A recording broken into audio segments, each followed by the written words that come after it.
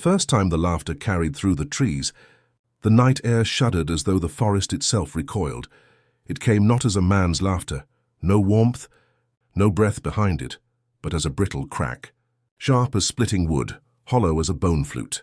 The sound slipped between the needles of the tall pines, and those who walked the road below felt their spines stiffen, their feet dragging as if the soil begged them not to go further. The pines of Hannah's land had always been strange. They leaned too close together, crowding like gaunt figures in prayer, their branches whispering secrets even when there was no wind. Travellers called them the bent ones, for their trunks bowed not toward the sun but inward, as if bending to listen to the earth. Those who lingered claimed they had heard not only laughter but groans, low, trembling exhalations that did not belong to bird or beast. In the autumn of 1873, Hannah would not cross that patch of forest after sunset. She lived in a cabin on the edge of the fields, her windows looking out at the tree line. Every evening she lit her lantern early, before the sky surrendered its last blue and drew the shutters tight. Neighbors whispered that she kept the shutters nailed from the inside, for it was not thieves or wolves she feared, but something that had already been buried. The road was used rarely now. Once it carried wagons heavy with cotton and corn, overseen by a man whose laughter was crueler than his lash. They said his mirth carried farther than his whip's crack, and that sometimes he laughed even when there was nothing to strike, mocking shadows, mocking the sky. When he was lowered into the earth, the fields should have gone quiet. Yet the Pinewood Road remembered him too well. One evening, two boys dared each other to cross the pines after dark. They were poor sharecroppers' sons, hungry for the thrill of being braver than their fathers. Lantern in hand, they stepped onto the road as the cicadas hushed, their light bobbing like a firefly swallowed by the black. The first boy whispered, his voice trembling, "Do you hear it?" The other scoffed, though his steps slowed. "Hear what?" It came then, a sudden burst of laughter, hollow and bright, as though someone were leaning just behind their ears. The lantern quivered in the boy's hand, its flame shrinking. The pine boughs above shifted, bending lower, their needles rattling like teeth. They ran, stumbling, the sound chasing them like snapping branches. When they burst from the tree line into the open fields, one of the boys swore he felt a hand press against his back, urging him out with a shove. He would not return, not even in daylight. Stories thickened. A woman claimed she heard the laughter ripple through her walls at midnight. A farmhand swore he saw the pine trunks shudder, as though something inside them was trying to crawl free. And Hannah, who alone had watched him lowered into the earth, kept her silence, though her eyes were ringed with shadows deeper than any pine grove. Neighbors pressed her gently, asking what she knew. She only whispered, "The earth does not keep him." Nights grew heavier. Even the animals sensed it. Dogs whined at their doors, and the cattle pressed close to one another at the farthest edge of the pasture. The owls, once plentiful, no longer perched in the branches of the bent pines. Their absence was a silence more terrible than any scream. One night, during the waning moon, Hannah stood on her porch, her lantern trembling in her hand. The laughter rose again from the trees, longer this time, stretched and ragged like the last breath of a dying man. Yet threaded beneath it was another sound, a wet rasp, a dragging inhale, as though lungs full of soil still strained for air. Hannah clutched the rail, her voice breaking into the stillness. "You should not laugh, not anymore. You are in the ground. Stay there." But the pines bent lower, their crowns swaying as though answering her prayer with mockery. The laughter swelled, spilling into the fields. Scattering the grass like ripples on black water, the lantern flame guttered and died. Hannah's scream never left her throat, for she saw it then, a shape stirring at the edge of the pines, darker than shadow, standing where no man should stand. Its shoulders heaved as if choking on mirth, its head tilted back though no face could be seen. And when it bent forward, the sound of laughter broke into the night like the splitting of its own coffin boards. The air turned colder, heavy with pine resin and the stench of damp earth. Hannah stumbled backward, her heel catching the cabin's threshold, her hand clawing for the door. She whispered once more, though her lips shook with terror, "Stay in the earth. Please." But the branches above twisted like ribs, groaning under invisible weight, and the thing in the pines stepped forward, its laughter swelling until it drowned even the cricket's silence. The sound poured across the fields, and every shuttered window trembled. By dawn, the road would be littered with pine needles, blackened as though burned, and still the laughter clung to the air. The pines were no longer bending, they were bowing. The silence she bore was heavier than stone, heavier than the earth that swallowed the dead man whole. Hannah moved through her days as if wading through water, each breath shallow, each step careful, for even the air seemed to hold memory. Her cabin stood at the edge of the field, where the lash had once cracked with merciless rhythm. She never looked toward that stretch of land, never at the soil worn dark from sweat and blood, for the sound of it lived still within her, rising in her ears like the toll of a church bell rung out of season. The neighbors thought her quiet, thought her grief-bound. But the truth was darker. Silence had become her shield, her burden, her curse. She did not speak of what she had seen the night the pines bent low, nor of the shadow that breathed laughter, where no breath should dwell. For every time she tried to shape the words, her throat locked, as though unseen fingers pressed there, warning her. At night, her dreams betrayed her. Sleep never came gently, but fell upon her like a storm. She would find herself walking barefoot through the rows of cotton, her skin prickling, her heart hammering. Always there was the sound, sharp, cruel teeth grinding against bone, the marrow groaning as though chewed by something that had no need of food. The dream never showed the eater's face. It lingered just beyond sight, close enough that her breath turned to frost, close enough that her ears bled with the laughter that followed the chewing. She woke each time with her jaw aching, her teeth clenched so hard they creaked, as if her own body echoed the sound from the dream. And in those fragile hours before dawn, when the air hung grey and thin, she swore she could hear the forest breathing, slow, patient, steady.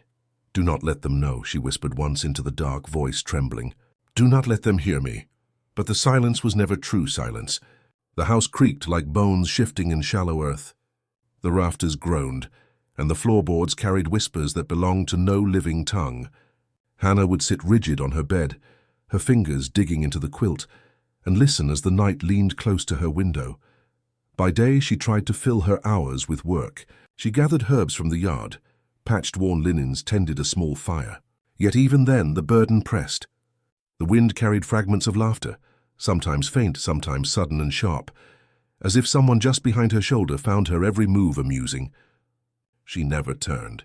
She knew better than to look. The neighbors began to notice her pallor, the dark crescents under her eyes. One, a grey-haired woman who had lived through too much loss herself, asked softly, "Hannah, what weighs you so?" Hannah only lowered her gaze, her lips pressed tight. If she opened her mouth, the silence might split, and something else might come spilling out. One evening, as the sun sank blood-red behind the fields, Hannah sat on her porch with her hands clasped in her lap. The cicadas hushed all at once, and for a moment the world seemed to hold its breath.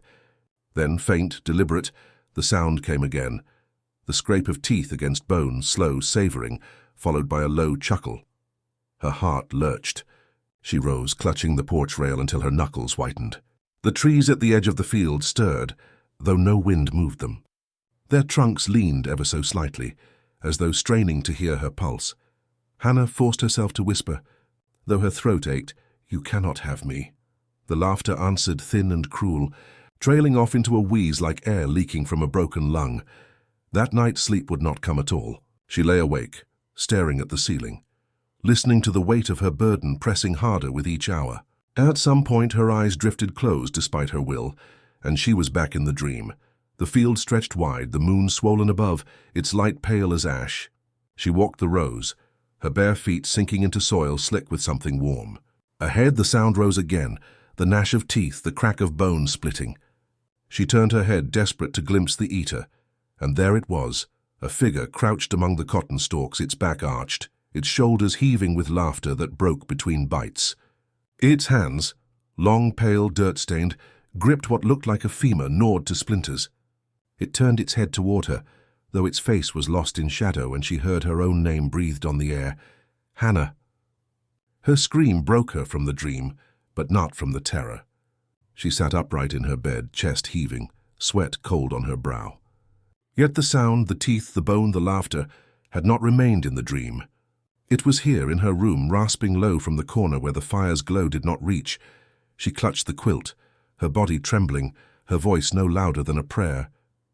Leave me. Leave me in peace. The darkness stirred. The sound grew louder. And then, slow, deliberate, a shape rose from the corner, taller than the rafters should allow, its limbs unfolding like the branches of the pines. Its laughter filled the room until even the glass panes in the window shook. They buried him, but the ground did not hold him. The shadow that belonged to his body clung like pitch to the barn walls, refusing to sink into the grave. It stretched longer than any man should, warped and spined, reaching past the threshold of the barn doors, as though eager to step once more into the fields. By dawn it should have vanished, swallowed by the sun, yet even in the brightest hour of day the outline remained, faint, smudged, but visible, like soot that could not be scrubbed away. The farmers who passed that barn spat over their shoulders, muttering prayers under their breath, for they knew the earth itself was uneasy.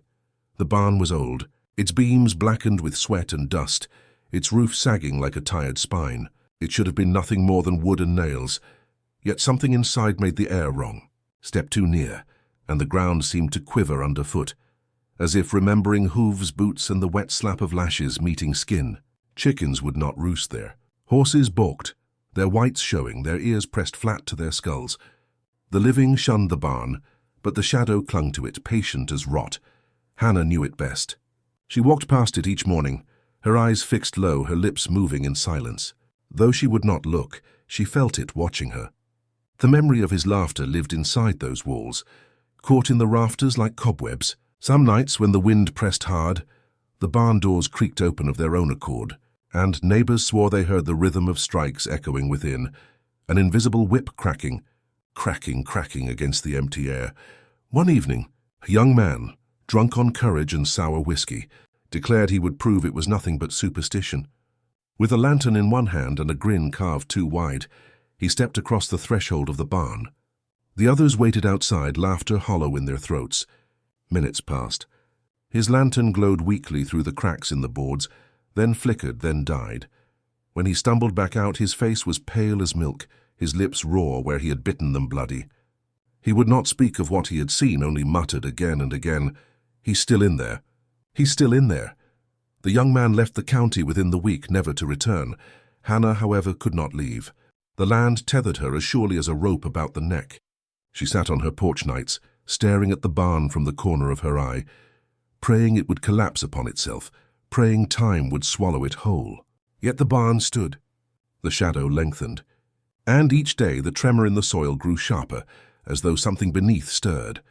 Once, unable to stop herself, she whispered into the night, "Why do you linger?" "You were put in the ground." The air answered with a low hum, a groan that seemed to roll up from the earth's belly. And from the barn's warped walls the shadow twitched. It stretched higher, broader, until it no longer looked like the shape of a man but something tall, crowned in jagged antlers, shoulders hunched with hunger. It shivered once and then stilled, as though laughing without sound. Hannah's knees gave beneath her. She pressed her forehead to the floorboards of her porch, whispering prayer after prayer, though she knew none would take root. Shadows do not respect holy words. They drink them, twist them, mock them. By the next morning, the mark of the shadow had spread, not only on the barn wall but on the dirt. Faint outlines of boots paced back and forth, pressed into soil though no man had walked there. The cotton rows nearest the barn wilted overnight, their stalks bowed, their blossoms browned as though choked of life. The elders of the county gathered, uneasy, debating what should be done. Burn the barn? Salt the earth? Dig up the grave and scatter the bones to the river? None agreed, for each feared that meddling would only rouse the thing deeper. Their voices dropped to whispers until one elder finally said, "It is not his body that clings, it is his cruelty. You cannot bury cruelty." Hannah knew this truth too well. Each night her dreams carried her back to the barn, the crack of the lash splitting the dark. In those dreams she was not herself, but one of the many who had bent beneath his hand. She woke with her back raw, her breath shallow, her mouth filled with the taste of soil. And still the barn stood. And still the shadow remained. One night a storm pressed heavy over the land. Lightning forked across the sky, white fire spilling through the trees. Hannah stood at her window watching the barn. With each flash of light the shadow grew clearer, bolder. She saw it shift across the boards, saw it bend as though searching, stretching its long arms across the ground toward her cabin. The thunder boomed, shaking the walls, and in that instant she saw it. Saw him. Not the man in flesh, but the overseer's outline standing tall, whip in hand, the lash coiled like a serpent eager to strike. His laughter cracked through the storm, mingling with thunder, splitting the air in two. Hannah fell to her knees, pressing her hands to her ears, yet the sound burrowed deeper, vibrating through her bones. She could not silence it. She could not breathe. The storm raged on, but the laughter outlasted it. And when morning came, the barn doors hung wide open, though no hand had touched them. On the ground before them, carved deep into the soil, was the mark of a whip's lash, 1, 2, 3 strikes gouged into the earth itself. Hannah's eyes filled with tears, for she knew the overseer's shadow was no longer content with walls. It was learning how to step free. The grave did not rest. It writhed. What the townsfolk had thought a burial was only a binding, and even that binding grew weaker with each turning season. The coffin lay beneath the pinewood soil, but the earth did not accept him. It only sought to restrain him. Roots from the bent pines reached down like nooses, twisting, thickening, growing fat on something deeper than water. They coiled around the coffin boards, pressing until the wood groaned, as if squeezing breath from lungs that should not have drawn air. Children dared not play near the graveyard edge. For the soil there was always damp, even in drought. Sometimes it bubbled, as though the ground itself exhaled. Neighbors whispered that the roots drank more than rain, that they were feeding on him, feeding on what still pulsed inside. At dusk, when shadows lengthened, the pines leaned closer together, their trunks bending like conspirators over the grave. In the gloaming light, the roots could be seen breaking through the surface, slender coils snaking outward, dragging themselves over stones like pale worms. Farmers cut them back, hacking with spades. But each dawn they returned, thicker, darker, braided like ropes woven for a gallows. Hannah knew the grave well. She alone had seen the overseer's body lowered down, had watched the ropes strain as his coffin was lowered into its pit. She alone had stood closest when the soil covered him, when the first laugh bubbled through the earth like gas escaping a bog. She never forgot the sound. And now each year the roots grew tighter and the laughter grew louder. She dreamt often of the grave, dreamt she was kneeling over it, pressing her hands into the damp earth. In the dream the ground pulsed beneath her palms, warm, trembling, as if veins ran through it. From below she would hear the scrape of fingernails clawing wood, the muffled rasp of breath straining against soil, and then the laugh, faint but rising, threaded with hunger. When she woke, her fingernails would be black with dirt. One night, unable to endure the weight of her silence, Hannah crept out beneath the moon. Lantern in hand, she walked to the graveyard. The grass there was brittle, dead where the roots surfaced. She knelt by the mound, the lantern trembling, its light catching the slick curve of a root pushing from the earth. It twitched beneath her gaze. She whispered into the soil, her voice low, shaking, "Stay down. Do you hear me? Stay where you belong." The earth shifted as though something below pressed upward, and the root twisted at her feet. From deep beneath she heard a groan, long stretched like rope tightening over a beam. Then laughter seeped upward, bubbling through the soil until it seemed to come from every direction. Hannah staggered back, her lantern flame flickering. The laughter rose louder, echoing against the pines until the branches themselves shook. A neighbor who had followed her in secret, curious, doubtful, called out from the path, "Hannah, who speaks with you?" But the earth itself answered him. The soil split, and a root whipped upward, coiling about a stone. The man screamed and fled, his voice cracking against the night, while Hannah fell to her knees, clutching her ears. The laughter swelled until her bones hummed with it. By dawn she was found at her porch, her hair damp with grave soil, her eyes hollow. She said nothing of what she had heard, but the graveyard showed its truth. The mound had sunk deeper, as though something below had shifted, forcing the roots tighter, thicker, binding what could no longer be called a corpse. For days after, the ground trembled near the barn and the fields. Farmers complained their plows snagged on roots that had not been there before. Roots knotted like cords, roots that bled sap dark as tar when cut. The overseer's shadow still clung to the barn walls, but now it stretched toward the graveyard, as though reaching for its buried flesh. And then, one night, a storm pressed heavy upon the land. Rain lashed the windows, thunder roared, and the pines bowed low against the wind. Hannah sat upright in her bed, unable to breathe. She felt it, the roots beneath her floor shifting, tightening, pulling. The house trembled as though the soil itself strained to drag it downward. She stumbled to the window. Lightning split the sky, and there in its white flash she saw the grave split open. Roots coiled upward in great ropes, slick and glistening, reaching into the air like serpents. The coffin's wood splintered, boards cracking like ribs, as though the earth itself could no longer hold what it had bound. The lightning died. The night swallowed all, but in that brief, merciless flare of light Hannah had seen him. A hand, pale and wet, clawing through the roots, fingers stretching toward the sky.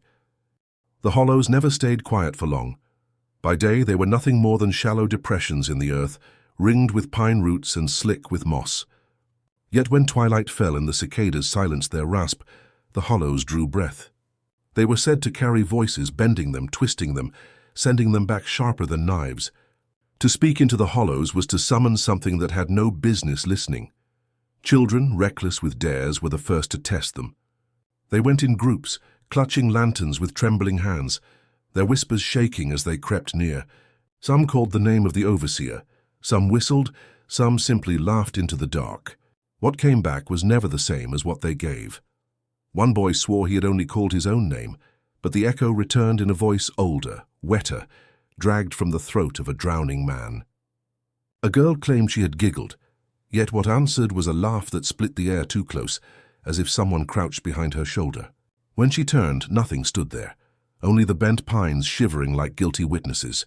It was not distance the echo played with. It was time. Sometimes a voice returned before it was spoken, threading itself into the air a heartbeat too soon. Sometimes the echo came hours later, seeping from the soil beneath one's bed, mocking in tone as though the hollows had carried it home. And sometimes, most terrible of all, the echo carried words never spoken at all, words whispered in tones that belonged to no child, no farmer, no living soul.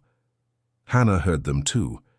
She had not dared to speak into the hollows, but she passed them often, her shoulders bowed beneath the weight of her silence. Once, as she crossed by lantern light, the earth itself seemed to whisper her name, Hannah. She froze, her blood turning to stone. It came again, sharper, closer. Hannah.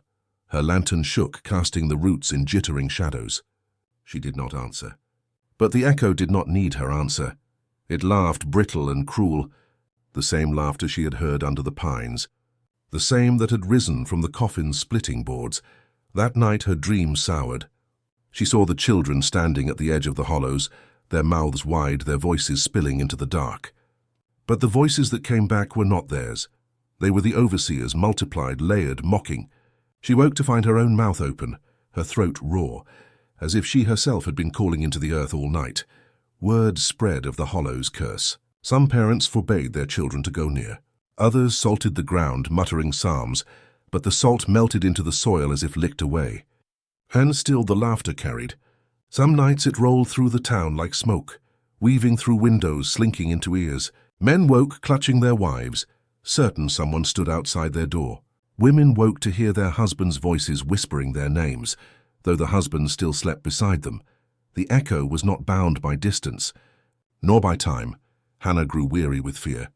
On the third night of no sleep, she gathered her shawl and stepped outside. The moon hung swollen, bleeding silver over the land. The hollows waited, gaping like wounds in the soil. Her feet carried her to them as if drawn by ropes. She stood at the rim, staring into their black throat. The silence there was thick, pulsing, as if something vast crouched below, listening. Her lips parted. Against her will, she whispered, "Why do you laugh?" The answer came at once, not from the hollow, but from behind her ear. "Because you remember." Her knees buckled. She turned, but the night was empty, only pine boughs swaying.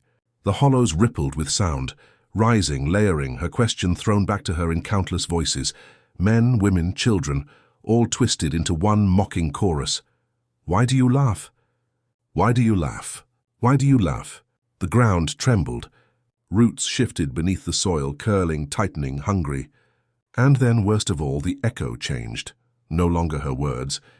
No longer any words at all, only the sharp, ragged laugh of the overseer, rolling up from the earth until the pines themselves seemed to quake with mirth. Hannah fled, her breath shattering in her chest. Behind her, the hollows did not quiet. They continued to laugh, echoing and echoing, until it seemed the whole forest had learned his voice. By dawn, the laughter had thinned, but not ended. A neighbor who crossed the fields claimed the sound followed him all the way home, whispered in the rustle of the grass, in the drip of water from his eaves. The echoes had escaped. They no longer belonged to the hollows. That night, as Hannah sat on her porch clutching her shawl, she heard it again, but this time not in the trees, not in the earth. This time the laugh came from within her own house. No one drew water from the old well anymore. It stood behind the fields like a relic abandoned by God, its stones slick with moss, its rim chipped by weather and time. Once, long ago, it had quenched the thirst of every household for miles. But the water had blackened, thickened, and grown still as glass. No ripple ever disturbed it, not even when the bucket was lowered. What rose from its throat was not water. It was whispers. The fields bent away from it, stalks leaning as if unwilling to touch its shadow. Birds that flew overhead veered aside, their wings stuttering. Children were warned with a sharp hand and sharper tongue never to stray near. Yet still, on nights when the wind was restless, the sound of voices drifted across the crops, thin, gasping, unending. Some said the well had been poisoned. Others swore it had been dug too deep, piercing the place where voices go when the body is silenced. A graveyard of sound, a pit where cries and prayers were buried alive. Hannah knew the whispers. She had heard them from her bed when the moon was high. They slid through the shutters, coiling around her ears, filling her head with words that were not her own. Some begged, some cursed, some called her name in tones that bent between mockery and mourning. She pressed her palms to her ears, but still they leaked through, dripping like black water through her skin. It was said the overseer had poured the first voice into that well, a punishment, a warning. A man who would not kneel was dragged to its mouth, his throat crushed until his cry rattled against the stones, then was swallowed whole. After that, the well was never quiet. The whispers grew. It was not only the condemned who were heard. Mothers swore they heard their infants weeping from beneath the ground. Widows swore they heard their husbands cursing them from the pit. And sometimes, in the darkest hours, the well spoke in voices not yet dead, men and women who still walked the earth, their words stolen as they slept. One farmer woke to find his wife's voice missing, her lips opening and closing like a fish upon the bank. He ran to the well, and there, in the hollow of its throat, her voice trembled, pleading, faint, begging to be lifted back. But the bucket never brought it. By morning she lay cold and voiceless, her throat nothing but a hollow reed. The well had taken her. Hannah's nights grew worse. She dreamt of lowering the bucket, her hands raw on the rope. She dreamt of drawing it back up and finding her own voice trembling inside, calling for help in a tone too weak to carry. She dreamt of drinking the black water, her tongue swelling with words she had never spoken. On the seventh night she could bear no more. She left her bed and walked the path through the fields, the moon swollen and yellow, spilling its sick light across the furrows. The well stood waiting, hunched like a thing that breathed. Her lantern hissed in the wind. She set it down upon the rim. The stones were damp beneath her hands, as though something within sweated. A whisper rose at once. "Hannah." Her throat tightened. "Hannah," it came again, louder, thick, as though dragged upward by something vast and drowning. She gripped the rope. The bucket swayed, black mouth open. Against her will, against her own trembling bones, she began to lower it. The rope groaned, unwinding into the pit. The whispers swelled. Many voices now, layered, quarreling, sobbing, pleading. Some she knew. Her mother's, her brother's, the voices of children who had once laughed at the hollows. And beneath them all, threading through like rot in the root of a tree, his voice, the overseer. It laughed, wet and heavy, a sound that filled the stone throat until the bucket shuddered on the rope. "Thirsty, Hannah?" it whispered. "Drink." The bucket struck the surface with no splash, no ripple. The water was too still, too heavy. The rope pulled taut in her hands. For a heartbeat, she thought something pulled back. She tried to raise it, but the weight was enormous. The bucket groaned, rising slow, dripping darkness. As it neared the lip, she saw it was not filled with water. It was filled with mouths, Dozens of them, gasping, whispering, their lips pale and wet. They mouthed prayers, curses, her name. Some were torn, bleeding. Some were sewn shut with black thread. They writhed against one another, pressing upward as though desperate to climb into her lungs. She stumbled back, but the bucket tipped, spilling its contents across the stones. The mouth struck the ground with soft, wet sounds, crawling like fish gasping for air. They dragged themselves toward her, teeth clacking, whispers scraping the dirt. "Hannah, Hannah, drink us." Her lantern fell, glass shattering. The flame flared, then snuffed. Darkness rushed over her. The whispers did not stop. They rose around her, filling her head, spilling from the earth, seething in the night. The well-pulsed black water trembling as though something vast within had turned its gaze upward. And from the pit, one voice rose above all the others, sharp as a blade. Familiar as breath, it was her own, Hannah. The night air quivered like stretched skin. Under the swollen moon, pale and distended as if swollen with milk from a dying breast, the fields lay silent. Yet silence here was never empty. It was full of teeth, full of the unseen things that watched from the trees. That night, the stillness broke with a crack sharp as bone splitting. Then another, then another. The sound was unmistakable, as though a whip tore through the air with vicious delight. And though no hand wielded it, the ground bore its mark. Dirt split open in neat lines, as if flayed. Stones leapt as if struck. The air itself seemed carved by something unseen, the lashes burning into it like fire into cloth. And then came the screaming. Nobody stood to receive the blows, yet the cries carried through the night, wet, ragged, human. A man's voice at first, low and shuddering, breaking into sobs. Then a woman's, then a child's. The moonlight trembled on the fields, catching in the mist that rose from the soil like steam. Some said the flogging was a memory the land could not forget. Others swore it was a debt being paid in endless coin, a torment without end. Hannah watched from the edge of the pines, breath sharp in her throat. The sound of lashes echoed through her chest, each crack vibrating her ribs. She tried to turn away, but the trees pressed against her back like prison bars, and her feet refused to move. The cries bound her in place. Then the laughter came. It was low at first, hidden beneath the screams like embers beneath smoke. But it grew, rising in pitch until it rolled across the fields like thunder. It was his laugh, the overseer's, ragged, guttural, a sound born from cruelty's pleasure. It rattled the leaves. It made the moon itself seem to flicker. "Do you hear it too?" whispered a voice at her side. Hannah turned, heart pounding. No one stood there, only shadow, tall and crooked, as if someone lingered just beyond the veil of sight. "The lash does not die," the voice rasped. "It remembers the arm, the hand, the hunger of pain." The whip cracked again, and this time something moved in the dirt. The marks left by the invisible strikes bled. Dark rivulets seeped from the soil, glistening black in the moonlight, carrying the copper tang of blood. Hannah clutched her shawl tighter, though it could not shield her from the sound. She wanted to cry out, to demand it stop, but her voice locked in her throat. The whip did not need her permission. Across the field, shapes began to rise. Not flesh, but impressions. The silhouettes of bodies burned into the air. Each lash brought another figure into being, their backs arched, their mouths open in screams that no living ear could bear. They shimmered, half real, half shadow, bent beneath a torment that had never ceased. Hannah pressed her hands to her ears, but the cries pressed through her skull, sharp as nails driven into wood.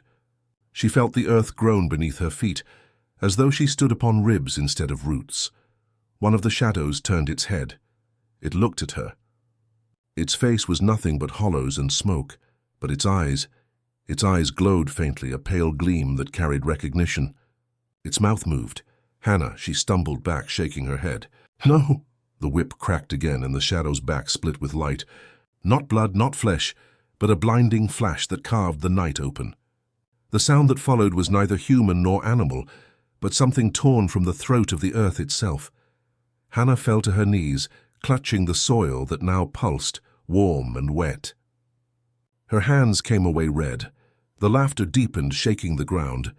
She saw him then, only for an instant, a figure standing tall at the center of the field, his hat brim bent, his shoulders straight, his hand raised high with a whip that was not there. His grin gleamed wide and wet, as if carved into his skull.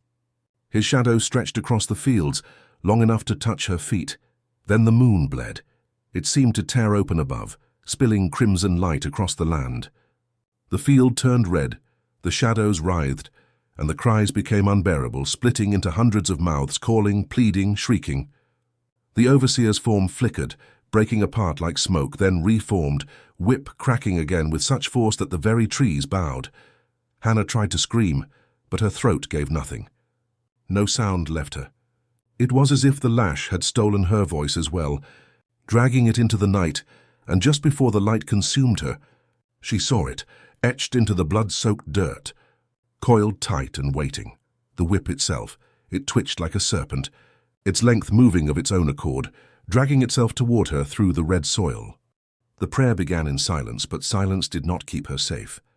Hannah knelt in the crooked shadow of her cabin, the boards creaking beneath her knees, as though the house itself flinched at her weight. She clasped her hands, though her fingers trembled, pressing them so tightly that her knuckles burned white. Her lips moved, but no sound rose. Not even breath dared carry her words, for in that place even prayers were stolen. She had learned to whisper them only inside her mind, curling each word inward like a secret kept beneath the tongue. She prayed for mercy, for rest, for the laughter to end. She prayed for the earth to stop trembling, for the trees to forget his shadow. She prayed most of all for silence, but silence had never been hers to claim. Beneath her knees the soil stirred. A faint shiver passed through the ground, like something vast exhaling in the deep.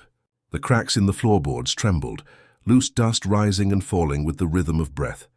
Hannah froze, hands still bound in prayer, her eyes closing tighter. "Do not hear me," she begged in thought. "Do not listen." Yet the earth listened. A low groan swelled beneath her, slow and rolling, like wood splitting under weight. It seeped into her bones until her ribs quivered in answer. She opened her eyes. The lantern flame on the table flickered, its light bending toward the floor as though drawn down. The boards beneath her knees darkened, dampness blooming like sweat. Then came the laugh. It rose soft at first, muffled, as if buried beneath feet of clay and stone. But it grew, unfurling from the soil with hideous ease, spreading like roots through the cabin's bones. It was not a sound of joy, but of triumph, sharp as teeth gnashing through prayer. She pressed her palms harder against her mouth, as though to smother her own thoughts. Still the voice slithered up, damp and heavy. "You pray," it said, though no lips shaped the word. "You pray to me." Hannah shook her head, though the denial rang hollow in her chest. The floor shifted. She stumbled back as the boards buckled, thin cracks spidering outward. Dirt pressed through in dark threads, curling like veins across the wood. Her heart pounded, a hammer against her ribs. She tried to stand, but the cabin pressed close, its air heavy, thick with soil and whispers. The walls seemed to bend inward, listening. "I do not hear heaven," the voice rasped, sliding like wet rope across her skull. "Only you. Only the begging of your mouth." She clutched her shawl to her chest, squeezing the worn fabric until it bit into her fingers. "Leave me," she breathed, though the words were swallowed by the groaning boards. The voice chuckled, low, deep, foul. "Did I not teach you?" The lash heard. The field heard. The well heard. Now the ground itself bears my ear. The lantern guttered and died. Darkness folded over her, soft as cloth, suffocating. Only the sound remained. The shifting of dirt, the hiss of roots, the laughter rising louder, closer. Her knees struck earth as the floor gave way. Soil spilled into the room, thick and damp, swallowing her skirts. She clawed at the boards, but the cracks widened, the ground quivering with hunger. And then beneath her palms something warm. She pulled back and saw it. Skin. Not her own. Not whole. Stretched taut across the dirt, as though the earth wore a hide stitched together from what it had consumed. It pulsed faintly like a living drum. Her breath caught. Every prayer she had ever whispered, every word she had ever folded into silence, came rushing back at once, pouring from the soil in her own voice. Hundreds of her own words, bent, twisted, mocking. They rose from the stretched flesh, spilling in a chorus of herself. "Save me. Do not take me. Mercy." Each plea came sharper, crueler, until they no longer sounded like prayers at all, but confessions wrung from a throat held under water.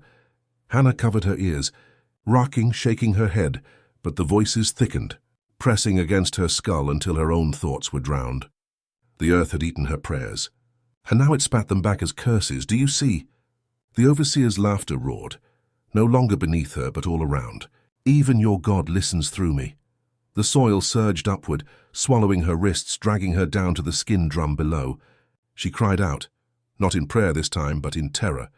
Her voice cracked, raw, yet it joined the chorus already mocking her. The board split wider. Roots writhed through the gap like ropes, coiling around her arms, her waist dragging her deeper. She clawed for the table, for anything to hold, but the lantern's glass shattered beneath her hand, cutting deep. Blood spattered the soil. The earth drank it eagerly, and the laughter rose. Louder now, vast as thunder, shaking the cabin until its beams groaned. Hannah was pulled to the floor, pressed against that hide of skin stretched tight. It was warm. It was breathing. She gasped and felt the flesh shudder beneath her cheek, and in the moonlight leaking through the broken roof, she saw it ripple. A face pressed outward from the hide, straining against the seam of stitches. The lips moved. It was her own face. The grave was moving. At first it was no more than a tremor, subtle, slow, as though the earth itself were yawning in its sleep. The mound of dirt that should have lain still began to rise, swelling beneath the moonlight like a chest dragged into breath. The weeds bent backward, soil trickling down their stems as though the grave below pushed against the world above. Then came the sound. It was the low groan of wood under strain, a whimpering creak, followed by the wet snap of boards fracturing. The coffin's ribs splintered with damp hunger, as if the wood had never been dead timber at all, but something alive, gnawing its way out from beneath. And beneath that groan, breathing, not the rhythm of a man at rest, not the desperate gasp of one clawing at life, but a ragged, unholy cadence, too deep, too slow. The earth inhaled, the earth exhaled. Each sound dragged wetness with it, as if lungs full of soil and worms still strained toward air. The villagers said he had been buried alive, though no one had dug deep enough to know. They swore the coffin had been nailed tight, his laughter ringing even as the lid closed. But no earth, no pine, no stone could choke it. The overseer had not died. He had only been given back to the ground, and the ground had learned to breathe. Hannah stood at the edge of the graveyard, shawl clutched tight against her shoulders, though it did not shield her from the sight. The moon shone bloated above, painting the swelling mound in silver. She felt her own lungs catch, each breath ragged, struggling to match the monstrous rhythm below. The air smelled of rot, of wet wood, of flesh long shut away. Do not move closer, she told herself. Do not watch. But her feet betrayed her, carrying her across the graves. Each step sank deeper than it should, the ground soft, spongy, as though the soil itself had grown warm and swollen. By the time she reached the mound, the sound was deafening, splintered wood groaning, wet breath seeping through cracks in the coffin's mouth. The groan rattled through the earth. Her name. The grave split. Soil erupted upward as the coffin lid tore in two, shards of wood spearing outward like jagged ribs. A black rush of earth poured down the sides, filling the air with choking dust. Hannah shielded her face, heart pounding as the noise swelled, the awful rasping, the wet drag of lungs inhaling what should not be breathed. She dared to lower her hands. Inside the shattered coffin, the overseer lay not as a corpse should. His body had bloated, skin tight and grey, but his chest still rose, still fell. Worms wriggled from the corners of his mouth, yet his lips stretched wide in a grin. His teeth gleamed wet, too sharp, too eager, as though the grave had filed them down to points. The lash-marked skin across his back rippled with each breath, the scars opening and closing like mouths. With every exhale, the dirt trembled, as if he exhaled not only air, but the memory of the lash, the cries of those bound beneath it.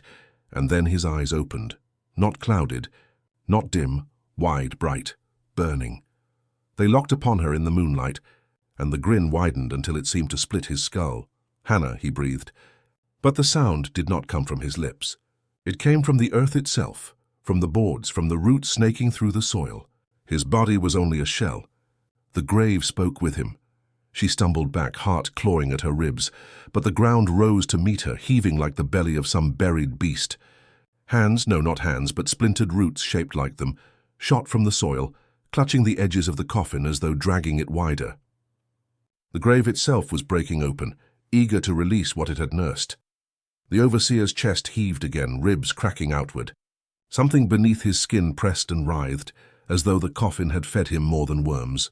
His grin trembled with delight. Still breathing, the earth whispered. its voice 100 echoes.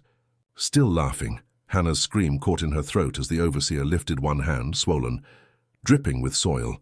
It twitched like a puppet's, then slammed against the side of the coffin, splinters flying. He pushed. The grave moaned in answer. The boards did not hold. With a sound like the splitting of thunder, the coffin's remains collapsed outward, earth pouring free. And from the hollow within, the overseer rose, his body sagging, dripping filth, yet impossibly alive. Each breath rattled like a storm against a barn door, each laugh rising through soil, through wood, through bone. Hannah staggered back, but the graves behind her shifted. The other mounds stirred. Boards creaked. Soil quivered, and in the moonlight the earth across the cemetery began to rise. The night tore open with laughter, not the laughter of men nor of women, nor even of anything the world had birthed in innocence.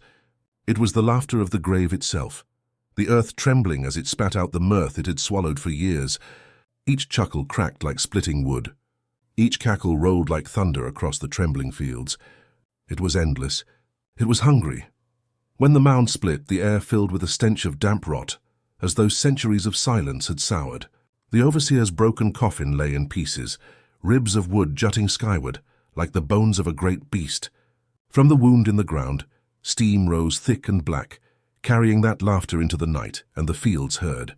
The crops bent, stalks bowing as if whipped by invisible lashes. The trees shook in their roots, their branches clattering together in panicked prayer. Birds burst from the pines but did not make it far, dropping mid-flight as if the sound itself had broken their wings. Hannah stood frozen on the graveyard's edge, her shawl clutched around her like a shroud.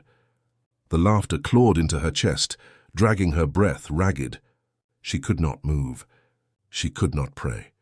Every whispered plea she had ever shaped seemed already stolen, thrown back at her by the earth's mocking tongue. The mound swelled again. With a wet heave, the soil exhaled. A gust of air poured upward, thick with dampness, carrying voices, hundreds of them layered and broken, each a ragged echo of agony. They rushed over the fields, a foul wind that rattled windows, shivered through rafters, and bent the crosses that marked the graves. The overseer's shadow stood tall in the center of it all. His body was swollen and split, yet still he grinned, teeth gleaming wet in the crimson moonlight. He opened his arms wide, as though to embrace the land that had birthed him again, and the laughter deepened until even the earth beneath Hannah's feet buckled and moaned. "Did you think I would lie still?" The ground whispered in 100 voices. "Did you think death could quiet me?" The fields shook. Cracks split through the furrows, roots writhing up like ropes to lash the air. The sound of lashes cracked sharp, invisible, slicing across the crops, the graves, the night itself. And each lash brought another voice screaming free from the soil. Men, women, children, crying, begging, cursing. The laughter did not end. It only grew. Hannah clamped her hands to her ears, but it did not matter. The sound lived inside her skull now, rattling through her bones like stones in a hollow jar. She fell to her knees, her voice trapped in her throat, and the soil seemed to quake with delight. The air thickened, each breath she drew hot and damp as though stolen, straight from the overseer's grave lungs. Shadows writhed along the ground, twisting into shapes of bodies bent and broken. Their mouths gaped wide, but the laughter filled them before any cry could escape. The earth was exhaling its torment. It was not only the overseer it returned, it was all it had taken. All the silence swallowed, all the prayers smothered, all the cries buried. Every voice ripped from throat and dragged into the dirt came rushing back, bound into one endless cacophony. And at the heart of it, his mirth. The whip's shadow cracked across the graves, raising plumes of dirt.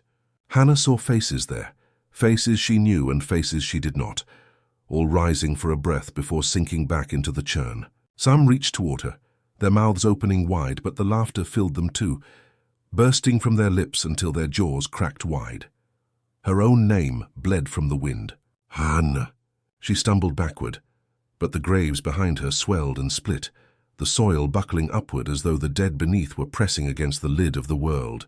Hands, grey, earthen, root-wrapped, clawed at the air, dragging themselves free. They did not move as men or women. They moved as extensions of the field, jerking, twitching, each step driven by the mirth that commanded them. And above it all, the overseer laughed until the night itself seemed to tear. The moon, floated and red, quivered in the sky, its light bending as though the sound had reached even there. The stars dimmed, smothered by a veil of black vapor that rose from the rent earth. The exhale swelled again, vast as a storm wind, and Hannah was thrown to the ground. Her hands sank into soil that writhed warm and wet, like a living lung beneath her palms. The laughter pressed against her skull thick as blood, and she realized with horror it was no longer only outside. It was inside her. Her throat convulsed. Her lips parted. She fought to scream, but no scream came. Instead, a laugh, low, cruel, too wide for her own mouth, ripped itself from her. It split her lungs, tore her ribs, bent her body into something not her own. The earth laughed with her, and as she writhed in the dirt, her voice now stolen, her mouth bleeding from the stretch, she saw the graves still rising. One by one, all of them. The whole field was waking, the whole earth was ready to laugh,